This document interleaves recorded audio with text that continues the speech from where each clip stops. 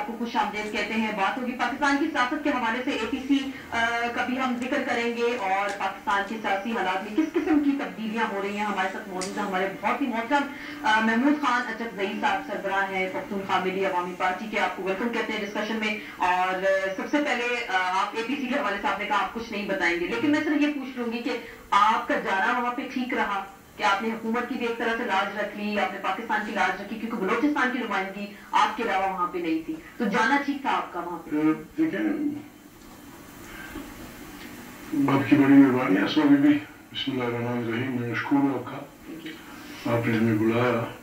APC एक ऐसे वक्त बुलाई गई थी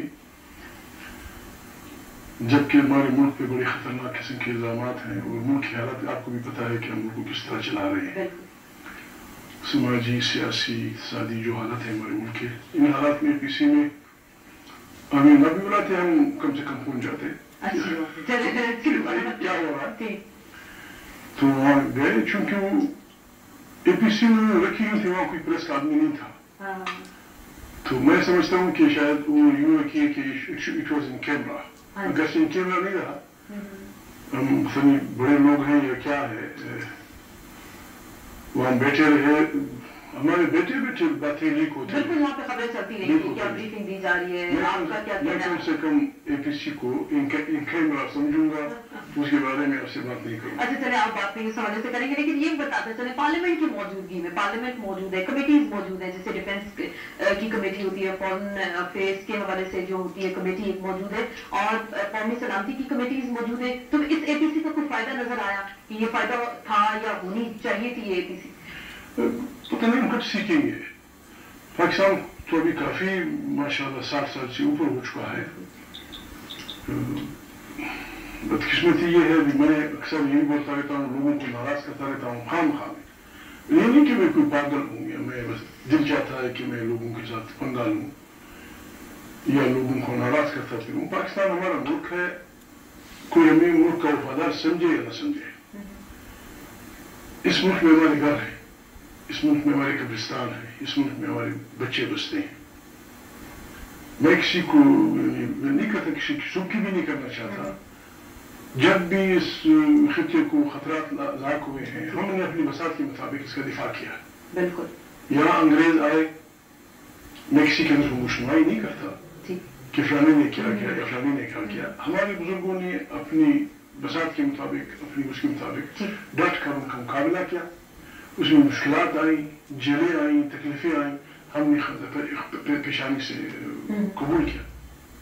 वो लोग जो अंग्रेजों के वफादार रहे, जो अंग्रेजों के बिल्कुल दस्तरास रहे, जो उनकी खिताब याफ्ता रहे, उनका दिल चाहता है कि वो पाकिस्तान के मामले हैं और हम लोग कई दूर के लोग हैं। नहीं, किसी को वो नहीं करना चाहते।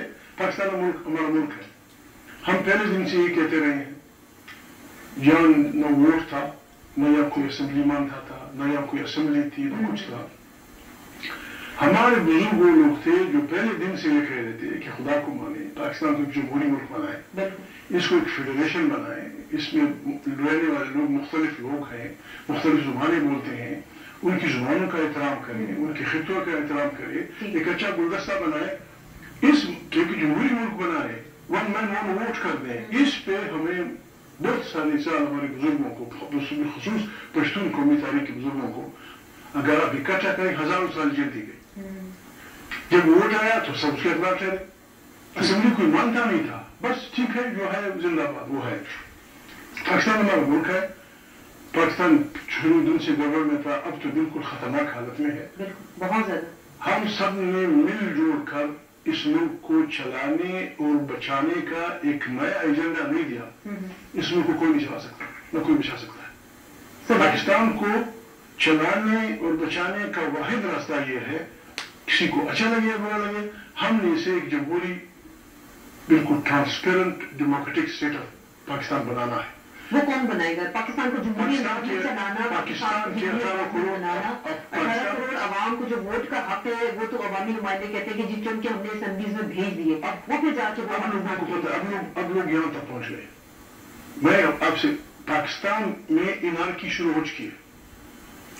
मैं आपके जरिए, आपके तो टेलीविजन के जरिए वार्न करना चाहता हूँ कि पाकिस्तान को एनआरकी से न निकाला गया तो फिर वाहिद इंकलाब का असर रह जाएगा। तो वो इंकलाब वो मिस्र में थी, उसमें जो यमन में जो खबरें सुन रहे हैं वो अच्छे लोग हैं, यहाँ का इंकलाब और किस्म का इंकलाब होगा, यहाँ बिल्कुल वो बर्बादी आएगी। उसको मैं उसका भी साथी हूँ, अगर मजबूर हुआ शायद मैं भी वो रास्ता अपना लूँ, लेकिन वो आखिरी ऑप्शन है। ताकि इस पाकिस्तान को फॉरगेट अबाउट इट, ना आप मेरी तरफ मुशमाई करें, न मैं आपकी तरफ करूँ, न फौजी नाराज हो, न सियासी लोग नाराज हो। आए पाकिस्तान की तश्कील नौ करते हैं। तश्कील नौ यूं करेंगे कि पाकिस्तान को एक ऐसे जमहूरी मुल्क बनाते हैं जिसमें ताकत का सचश्मा वहां की इलेक्टेड पार्लियामेंट हो। फौजें होंगी, पाकिस्तान की फौज मजबूत फौज बननी चाहिए, उसके इदारे मजबूत बनने चाहिए। लेकिन अब हालत यह है, गिलानी साहब को शायद बुरा लगे या जरदारी साहब नाराज हो, दुनिया कहती है और ठीक कहती है, दुनिया आज भी कहती है कि पाकिस्तान में ताकत का सरचश्मा मुंतखब पार्लियामेंट नहीं है, ताकत का सरचश्मा फौज है, फौज के जस्टिस इदारे है। तो ये चीज किससे आएगा फिर? ऐसी एपीसी कॉल कर लेनी है, कहा जाता है सॉलिडारिटी के लिए हम सब इकट्ठे, हम वहां पे चले गए नुमाइंदगी देने के लिए, पाकिस्तान के सदर भी हैं, वजीर आजम भी है, पार्लियामेंट भी है, सब कुछ है।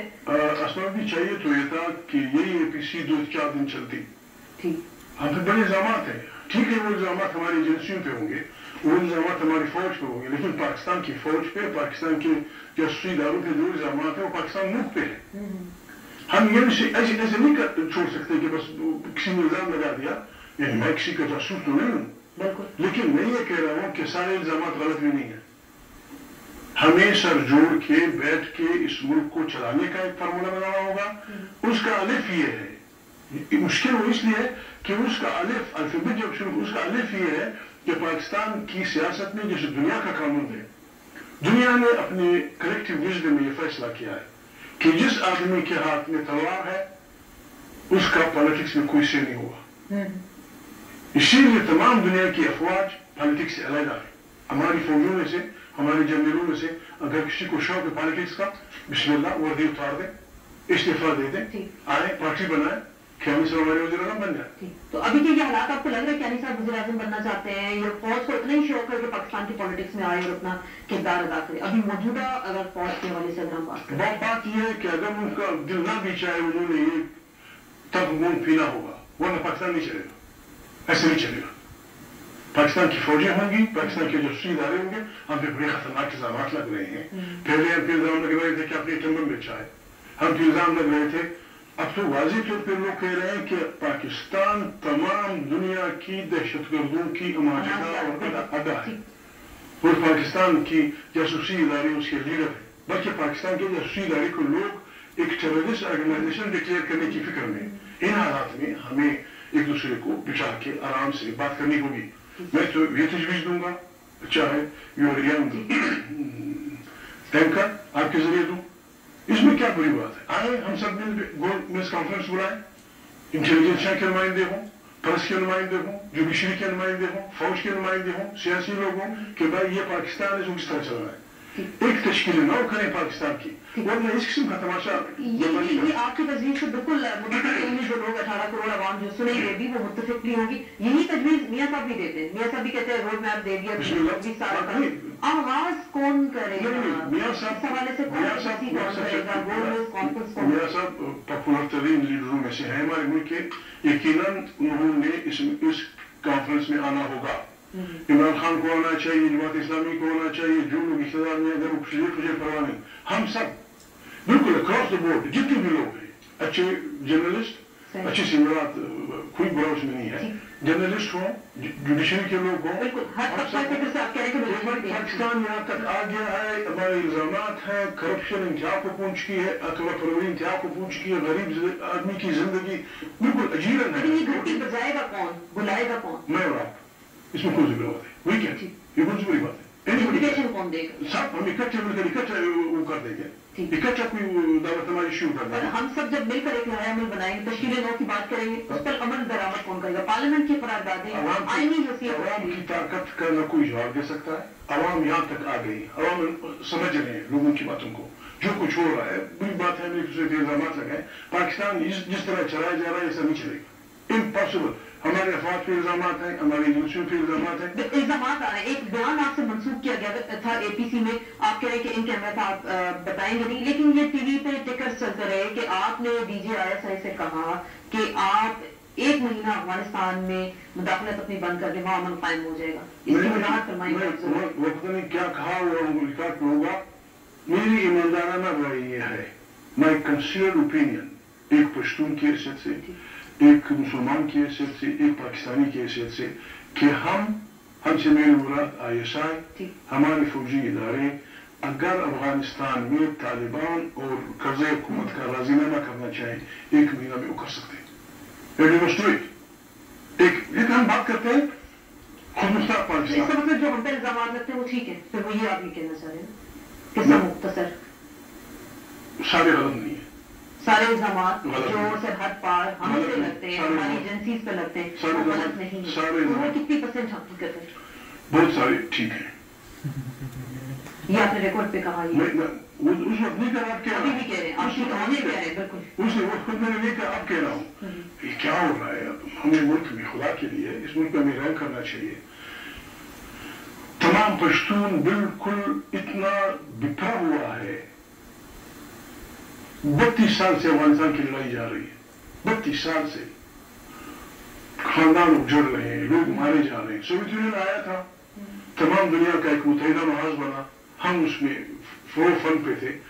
سوویت یونین افغانستان سے نکل گیا, پھر افغانستان میں جنگ بازی کی کیا ضرورت تھی, پھر افغانستان میں لڑائی. امریکہ تو چڑھائی تھی نا, امریکہ تو 6 سال لیٹ آیا. سوویت یونین نکلا, وہاں لیفٹیننٹ نجیب اللہ کی حکومت تھی.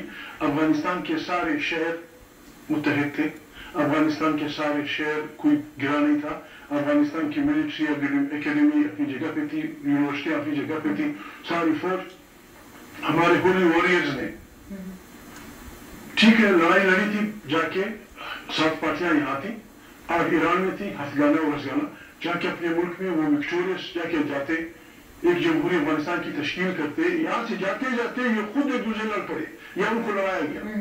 6 سال تک کوئی ایک پارٹ پہ بیٹھا ہوا تھا, کوئی دوسرے پارٹ پہ بیٹھا ہوا تھا, اس میں بھی ہمارا ہاتھ تھا. تو یہ اتنی بات اگر آسان ہے, فارمولہ اتنا آسان ہے, تو یہ پھر ہمارے اسٹیبلشمنٹ کو سمجھ کیوں نہیں آتی ہے؟ ہماری اسٹیبلشمنٹ اپنے ملک کو برباد کرنا چاہتی ہے. ان کو یہ سمجھ نہیں پڑ رہی. کل ہم یہ کہا جا رہا ہے کہ جی فلانگ کی تصویر ہے ریگن کے ساتھ, یہ ریگن کے بابا ہمیں پتا ہے.